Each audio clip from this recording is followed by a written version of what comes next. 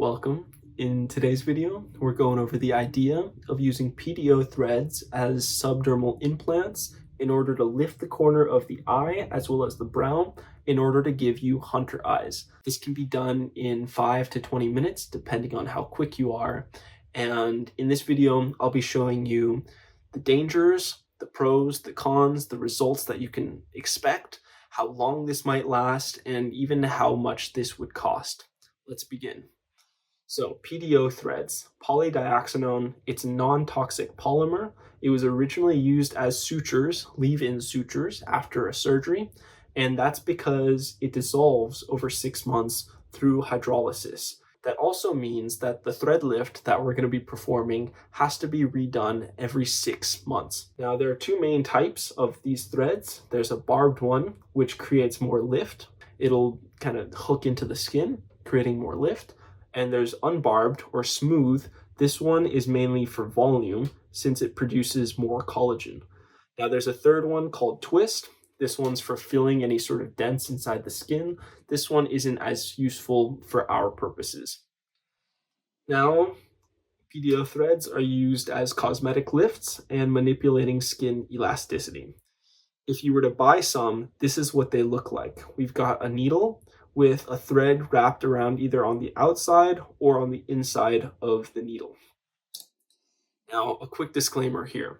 This video is for educational purposes only. Try any of this stuff at your own risk. I am not endorsing it. I'm simply putting out the facts of the matter as they are. Now, what are some desired results? We'll have a more positive canthal, both the eye and the brow. So if you look at the outer corner of her eye here, you'll see that it gets raised after the thread lift, simply because the skin was quite literally pulled upwards. And the brow also no longer depresses itself at the outer edge. It's now raised, and there's definitely a positive tilt to the brow as well as the eye. Now her nose changed a little bit from another procedure, but the eye area is what we're focusing on here. So positive canthal. There's also going to be less UE, so we're going to have more hooding of the eyes to hide that upper eyelid. As a result, there'll be less sagging. We'll also increase the horizontal length of the eyes, which will create a vertically narrow look to the eye. So if you see here, the vertical height of a prey eye, for example, is a lot larger than the vertical height of a hunter eye. Lastly, making the eyes more deep set. This can't really be fixed with a simple skin lift. This is more of a bone issue, so I apologize. A fox eye lift can't really give you that deep set look. Now, what are some insertion points for the fox eye lift, at least for the standard one? So if you were to go into an office, the most standard lift is to put the needles in these two little points right here. So at the outermost edge of the brow, slightly below, right? This point right here actually follows that lower curve of the eye, curves all the way up into this point. And the second insertion point is slightly further into the brow, but also directly underneath the brow. And we'll insert the needle here, and then we'll go straight up all the way to the hairline. And then as we remove the needle, we're leaving the thread in, and we'll be massaging upward in order to make sure those cogs or those barbs bite into the skin and provide that lift. So the steps exactly are to sanitize everything with rubbing alcohol, right? That'll be both the needle as well as your skin. Then we'll pin, so that'll mean inserting the needle, a sharp one, not a blunt one. We'll go brow to hairline, right? Brow to hairline. This will all be subdermal, roughly 3 to 5 millimeters underneath the surface of the skin. This will take some practice to get right, and that's why professionals usually do this. But if you were to DIY this, you could eventually figure this out. Now, massage up and out for the barbs to bite, like I said earlier. And then lastly, cut the thread and then tie it off. If it's multi-threaded, there's multiple threads, it'll be easier to tie that knot. But if it's just a single thread, you can still perform a little knot on the end so that it doesn't sink all the way into the skin. Now, that's not too much of an issue, having the thread sink all the way into the skin and kind of losing itself in there, because we're using cogged or barbed threads for something like this. If you use a smooth one, that's where the issues would come in.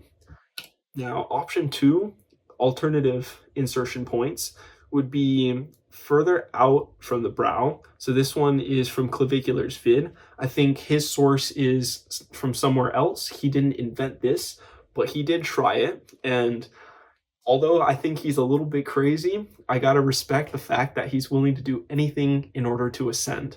So this is the second insertion point. It's outside of the outer edge of the brow, and you'll pin downwards from this point down to the cheekbone. You can see more in Clavicular's vid if you wanted to check that out. His is a true DIY. Now, the needle will go straight down. It'll still be subdermal.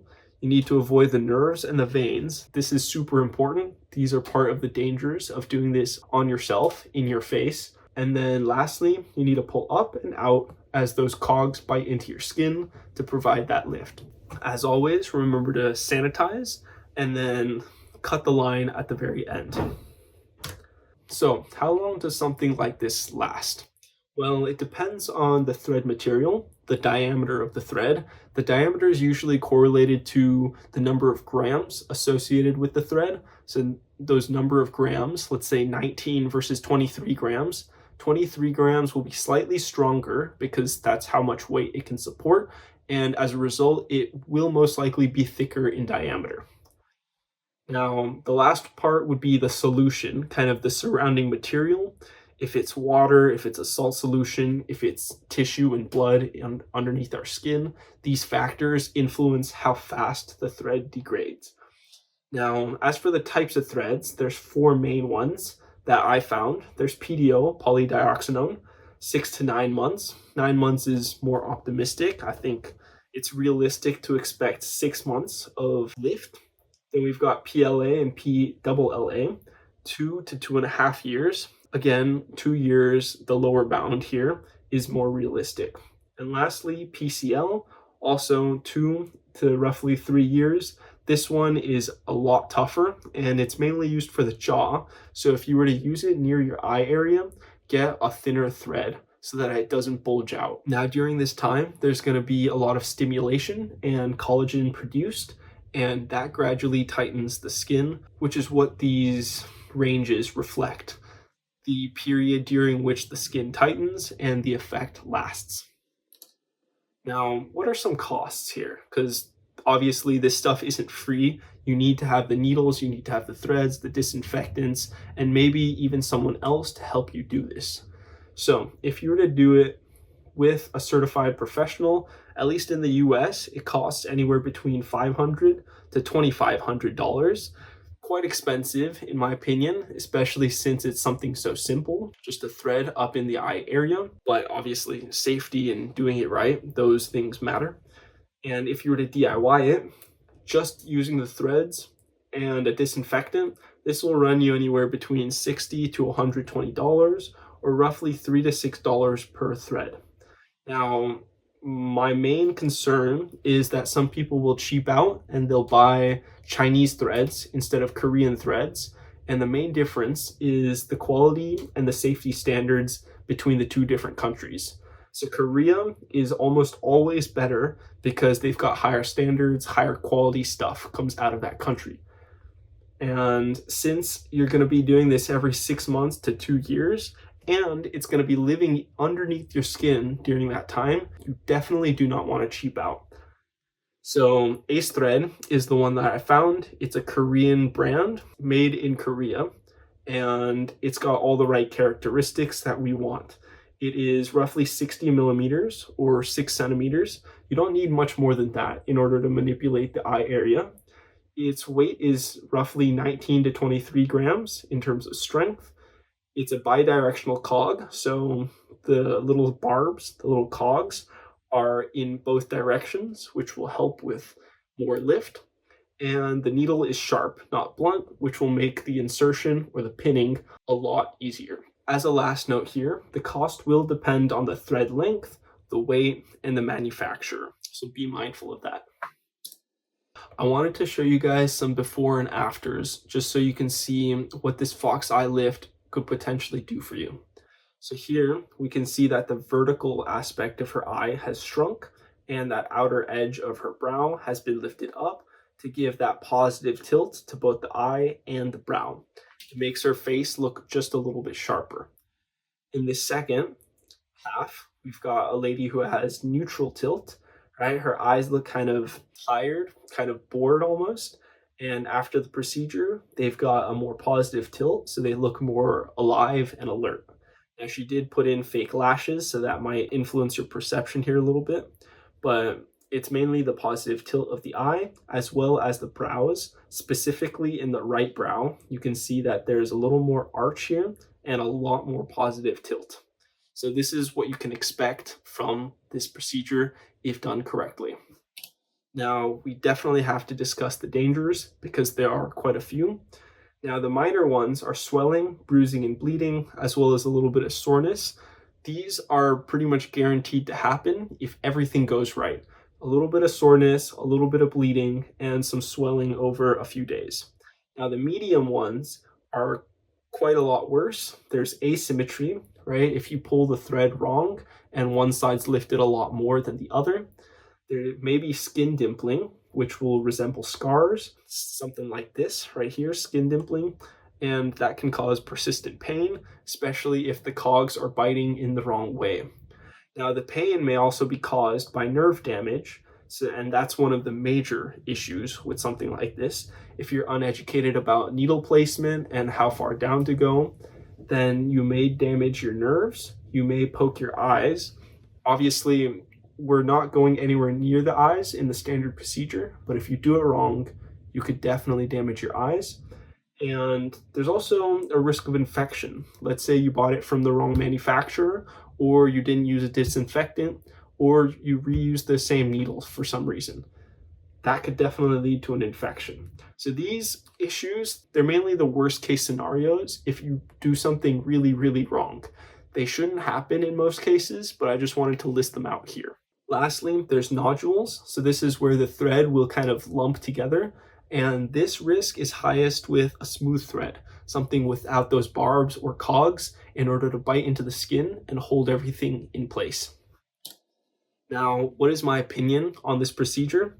Well, personally, I have not done this. I just wanted to provide you guys with the facts and the opportunity of something like this. I personally think the DIY works. I think it's very, very effective, and it's also cost effective compared to getting it professionally done. Now, with that said, it is very dangerous if you're uneducated about things such as where your nerves are, what the layers of the skin are, where your facial muscles and your ligaments lie. So you may want to look into this kind of stuff, right? This is a diagram of where the nerves are, at least. You want to look into this kind of stuff before you attempt any of this. Now, an alternative is to get Botox done to depress the inner part of your brow, and that will not only reduce that vertical length of the eye, simply because the muscle up here relaxes. I think it dies and relaxes, which will create a more positive tilt of the brow at least. And if you get something done with the outer corner of the eye, there's potential to create a little bit of lift there. So Botox is an alternative. Now, I do think this stuff can be a rabbit hole, right? I think you've seen pictures like this where someone has gone too far, gotten one too many plastic surgeries, gotten one too many fillers, and this stuff can happen because perfection is ever elusive, right? You fix one thing and then you notice another and you keep leapfrogging until you've gone too far. So please be mindful of stuff like this. Now, I wanted to share some resources. This is part of my research.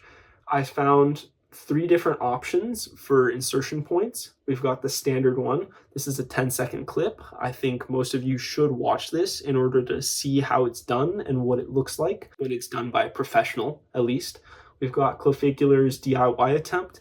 You won't learn much here, but you will see kind of what the whole thing looks like if you were to attempt it at home.